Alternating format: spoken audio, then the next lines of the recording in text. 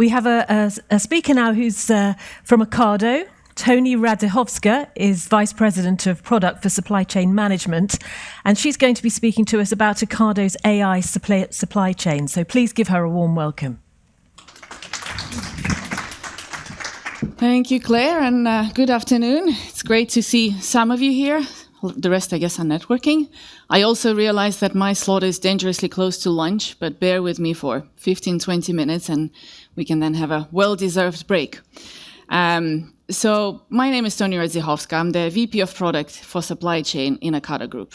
Hopefully, a lot of you know about Ocado Group, but in case you were out of UK for the last 2 decades, I'll give you a brief note on what we do. We started 25 years ago as Ocado.com, one of the first online supermarkets in the UK.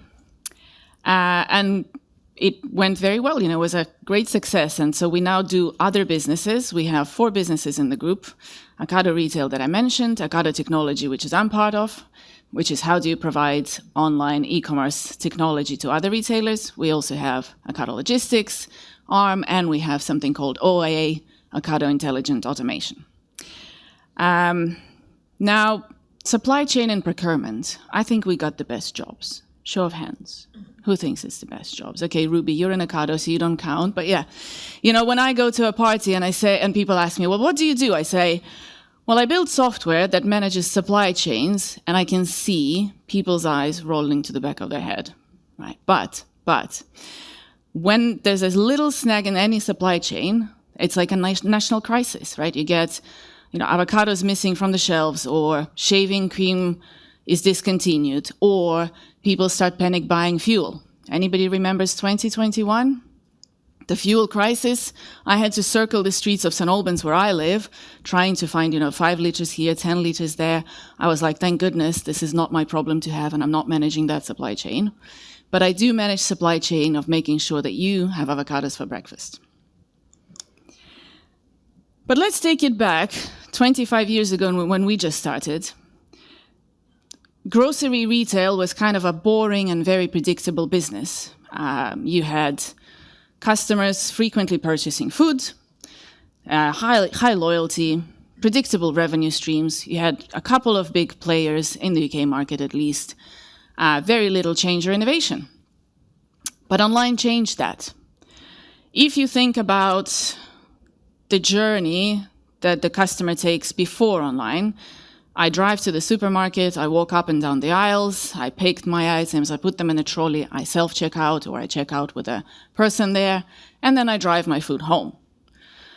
With online, the shopper doesn't do that anymore, because now it's on retailer to pick and pack and deliver, and of course it's an increased cost for the retailer, so you have to be extra efficient in a very low-margin market already.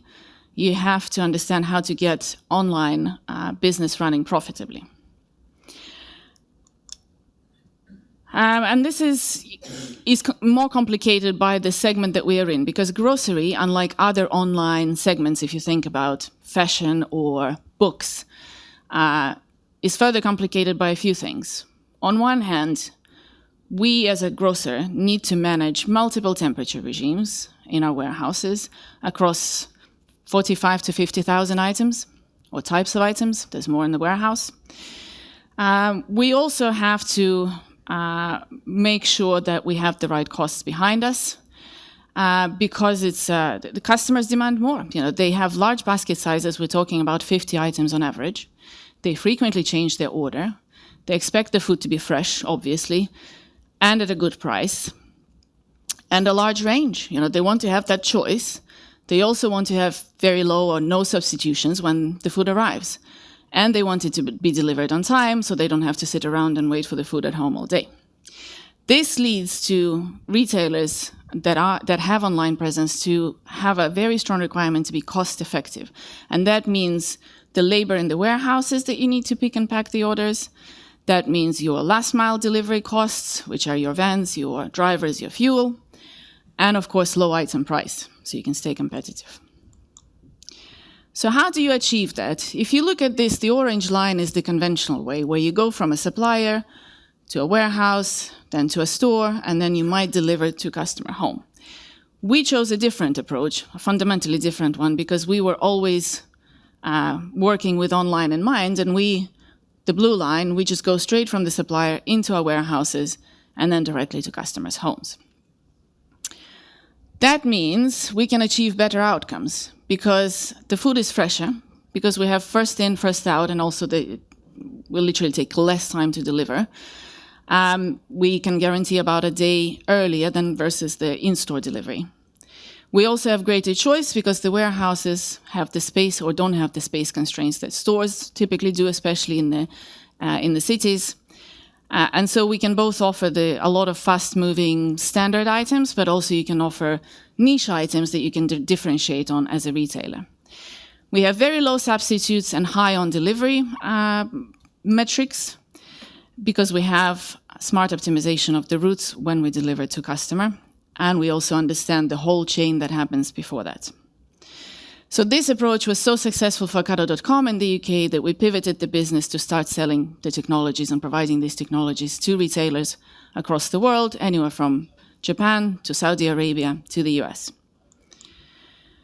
The platform we provide is called the Ocado Smart Platform. It's an end-to-end e-commerce, fulfillment, supply chain, and logistics platform. And so it's anything from web shop and apps to last-mile routing algorithm. And of course, there's a fulfillment center that's highly automated at the center of the model. And today we partner with 13 forward-thinking retailers who want to leapfrog their competition in their markets. Now, some of our innovations that we're very proud of, this is one of them. Traditional warehouse has a conveyor belt system to bring items from one place to another. And we used to have that too. But as we started building bigger warehouses, we realized that it doesn't work because it puts at risk the fulfillment of the order to the customer. It slows down significantly, and if something happens on the line, then the whole line stops, and it just kind of wreaks havoc with our metrics in terms of being on time for the customer. And so what we did is we literally turned it on the side. So what you see here is a grid where you have vertically stacked containers, and then there's belts going between them that bring the food up and down. You also see the bots. This is our largest fulfillment center in southeast London. It's about the size of 9 football fields. It has 3,000 bots running there all the time, and they run at 4 meters per second with millimeters in between them, so it's a very tight operation. The bots bring containers with food and containers with customer bags close to the picking station so then the order can be picked. This is all managed by AI orchestration system that decides which bot needs to go where for the most efficient route and for fulfillment of the order. The result is, it is truly a very effective grocery fulfillment. That's probably the best in the world, just saying. And, we have now across the world, well, this is not now, this is 2024. We have about 17,000 bots operating globally. They have traveled 153 million kilometers, which, as ChatGPT reliably tells me, is about the distance between Earth and Mars. Our bots don't go anywhere as exciting, but it's a lot of time that they do on the grid. Still, it's a goods-to-person system, which is bots bring the containers to people who need to pack them. So it still involves a lot of labor, which can be costly. So another innovation we introduced is a robotic arm that sits on top of the grid and picks the customer orders alongside humans. It's not all about robotics. We also have AI throughout the customer journey helping in our tooling and our technology. For example, in e-commerce, AI-enabled features make shoppers' lives easier because they can pre-populate your basket based on what you historically bought. They can also give you personalized recommendations. And if you look at the other side of the journey, the last mile, we have an optimization algorithm that calculates what is the shortest route to the customer, considering all of the other deliveries on the day, but also to save costs for the retailer. And I'll briefly talk about my area of expertise, which is supply chain and what we do there, because I think we've made a few breakthroughs technologically. So one thing that we do is, let's imagine a situation where a customer, let's call her Jane, she goes online on Monday and she orders food for Friday. She wants steaks. We don't have steaks in the warehouse. Can we promise her that they will get delivered? We also understand that, if she wants the food to be delivered to her by 4 p.m., the food needs to be in bags and in the van before that time. It needs to be picked in the warehouse before that. It needs to be delivered to the warehouse sometime before that. So how do we understand everything that happens in this chain? Retailers on a platform operate multiple warehouses across a very wide range of products, so they need to order millions of items on a regular basis. So forecasts, you need kind of 3 types of forecasts. One is the long-term forecast, which is for long lead time products. I was told by my colleague in Ocado that the wine that I like actually takes 2 months to get from France. I don't know, I guess they're still growing the grapes when we order. Then you need short-term forecasts because you need your labor planning for the warehouse, so that needs to be an hourly resolution to know how things change. And then you have real-time forecasting because of the customer like Jane, who keeps going on Tuesday, Wednesday, and Thursday and changing her order, so you need to react to that, and any webshop configurations that we might have.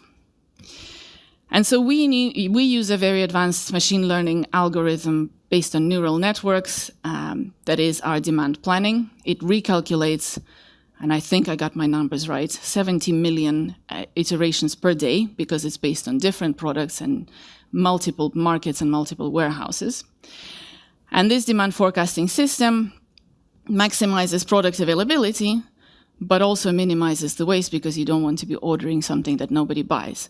So with that in mind, yes, we can promise Jane her steaks, and we will figure out a way of how to deliver it into the warehouse before it goes to her. Beyond demand planning, so once you know what your demand is, how do you replenish it?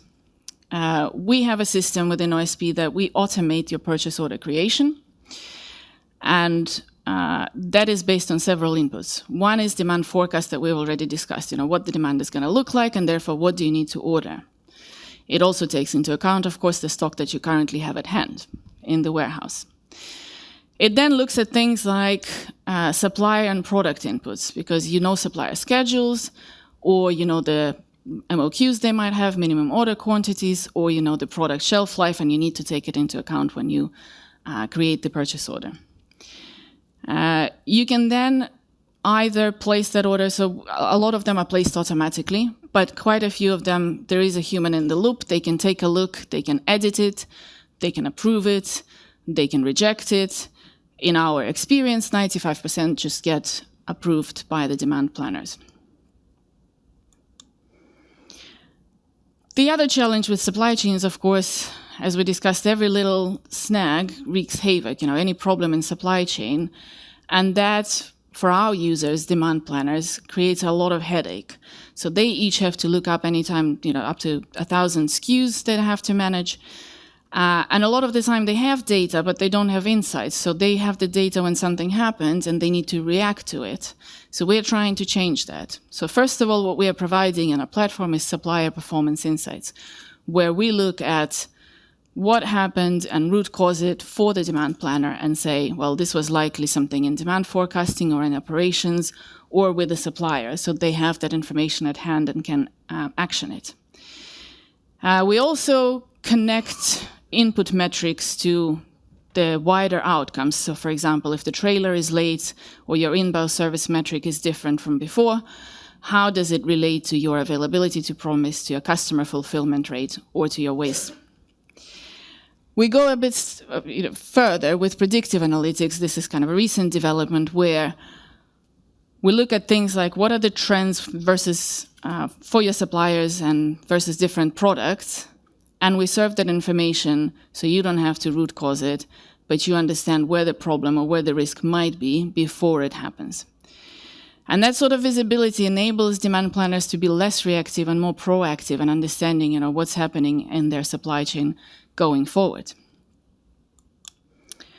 So when I think about Ocado journey and some of the examples I gave you today, I think there's a few learnings I want to share. One is, at Ocado, we pride ourselves at being problem solvers. We start with the problem, not with the technology. We don't throw expensive robotics or AI at every problem. we look at what is the customer pain point? What are they trying to solve? Sometimes the answer is a technology. Sometimes it's just a change of the process where we support our partners as well. And that's the only way that we can pragmatically solve these issues for our retailers. The next one is don't be afraid to self-disrupt. Sometimes we do need to reimagine or even abandon previous investments. I gave you an example of conveyor belt, which is where we started. Another one is, for example, the bots you saw. We now have a newer version of those bots. They are 3D printed. They look ugly. They don't look anything nice like these, but that means they are much more lightweight, which is less cost to develop and less cost to maintain them.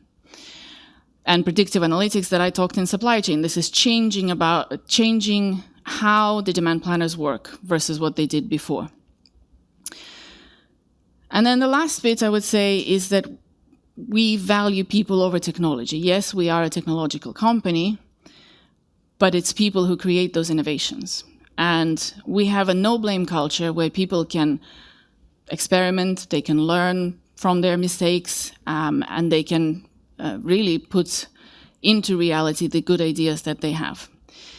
It also helps that we are at 20,000 people in Ocado Group across the globe, 7 development centers. So when we do need a solution to a problem, it's a lot of people bring their perspectives, different crafts, different market knowledge that helps us be better in the tech that we produce for our partners.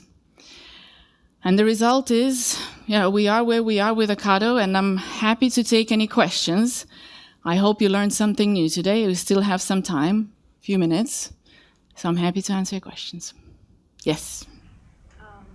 First of all, thank you for sharing all of, I cannot say the vision because it's already happening. Thank you so much for sharing all of the content. I cannot say the vision because it's already happening and super inspiring. Yep.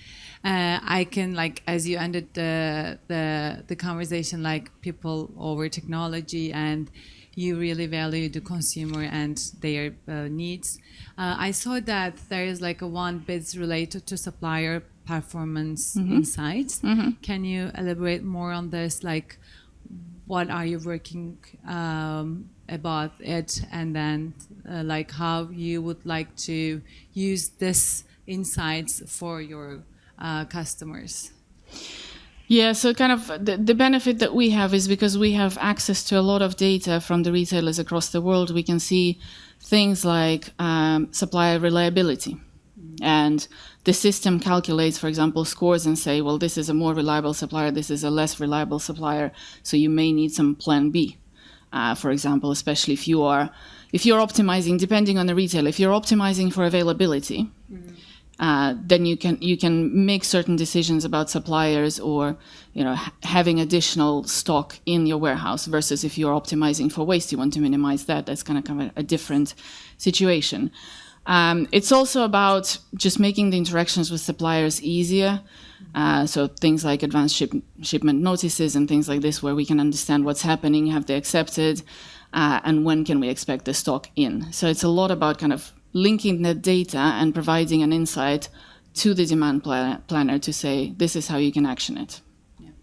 Thank you. Thank you so much. Do we have any other questions for Toni? Just over there, gentleman over there. Thank you very much.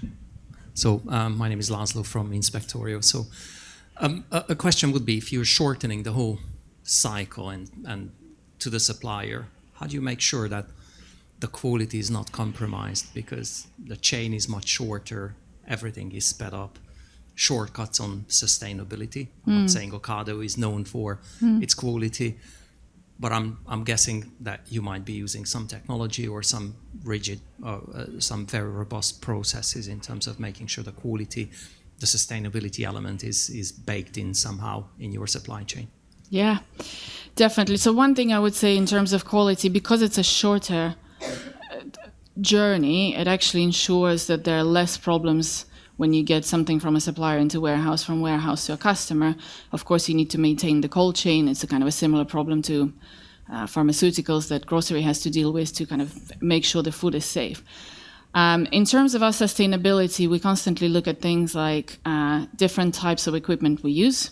As I mentioned, for example, our robots, they're now much less heavier, which also means that we can use different types of compounds when we build them that are not as expensive and not as rare as copper, metal, all of these things. So we do look, because we think this is the biggest investment for retailers, is the warehouse. But also in the last mile, for example, I mentioned our optimization algorithm, and it's very clever in how it calculates the shortest distance to the customer, because not only the customer gets it on time, but also you save a lot of money on fuel and van, and of course you also save a lot of CO2 without just doing a long trek that maybe is not as viable, right? So we always try to kind of minimize the impact that we have with the resources that we use. Thank you. Okay, well, thank you very much. I'm afraid time's up against us. Thank you. That was a fascinating insight into behind the scenes of Ocado. I really enjoyed that presentation. Round of applause, please, for Toni. Thank you.